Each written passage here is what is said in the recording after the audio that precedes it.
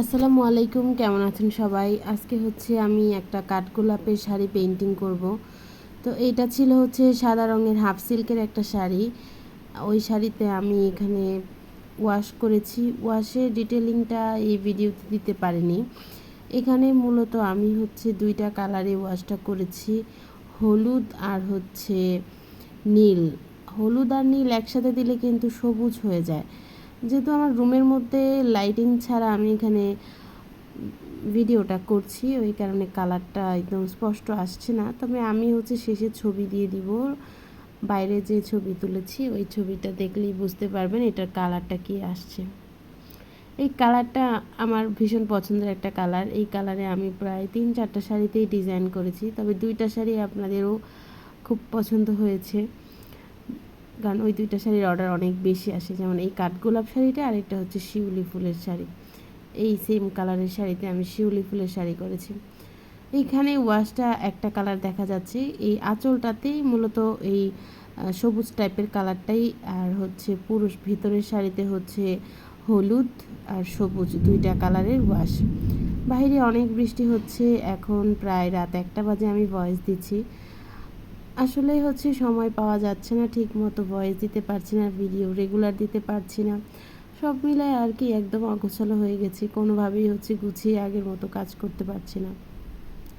ইদানিং যত অর্ডার আসতেছে সব দেশের বাইরে থেকে আসতেছে, আর সবার এত তাড়া যে এত তারিখের মধ্যে দিতে হবে, এত তারিখের মধ্যে দিতে হবে। তার উপর অধিকাংশ কাজ থাকে কাস্টমাইজ কাজ, তো ওইগুলো আসলে নতুন করে ছবি তোলা হয় না, সময়ই পাওয়া যায় না, ছবি তুলে রাখতে পারি না। আবার হচ্ছে দেখা যায় ওই যেগুলো হচ্ছে তৈরি করে দিতে হয় ব্লাউজ, এটার সাথে আবার হচ্ছে জামা পাঞ্জাবি, ওইগুলো হচ্ছে রেডি করতে সেলাই তো টাইম যায়।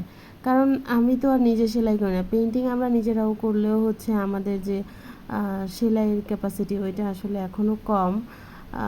একজনকে দিয়ে সেলাই করায় আসলে, মানে অন্যান্য মেয়েদের ড্রেসগুলো একজনকে দিয়ে সেলাই করায়, আর হচ্ছে ছেলেদের পাঞ্জাবিগুলো হচ্ছে অন্যজনকে দিয়ে সেলাই করা। পাঞ্জাবি হচ্ছে কারখানা থেকে কাজ করানো যায়, পাঞ্জাবি নিয়ে কোনো ঝামেলা হয় না। ঝামেলাটা হয় মূলত হচ্ছে ওই মেয়েদের ড্রেসগুলো, এগুলোর হচ্ছে সেলাইয়ের মজুরি বেশি। তারপরে হচ্ছে যেহেতু শহরের দিকে একটু দাম বেশি নেয় সেলাইয়ের, সেই ক্ষেত্রে আমাদের যে ফিক্সড করা যে যেমন কাজ, মানে সেলাইয়ের কাজগুলো করে দেয়, সে হচ্ছে আবার এই অনেক লেট করে কাজ করতে। এই কারণে হচ্ছে সব মিলা এত ঝামেলার মধ্যে ইদানিং আছি। যাই হোক, কথা বলতে বলতে কাঠগোলাপের বেস কিন্তু দেওয়া শেষ, ফাইনাল লুকটা এই যে এটা হচ্ছে আমার এই শাড়িটার ফাইনাল লুক। আলহামদুলিল্লাহ, এই শাড়িটা অনেক বেশি জনপ্রিয় আমাদের পেজে। এই শাড়িটা যদি নিতে চান তাহলে আমাদের পেজে নক করবেন। আজকে এইটুকুই, সবাই ভালো থাকবেন। আসসালামু আলাইকুম।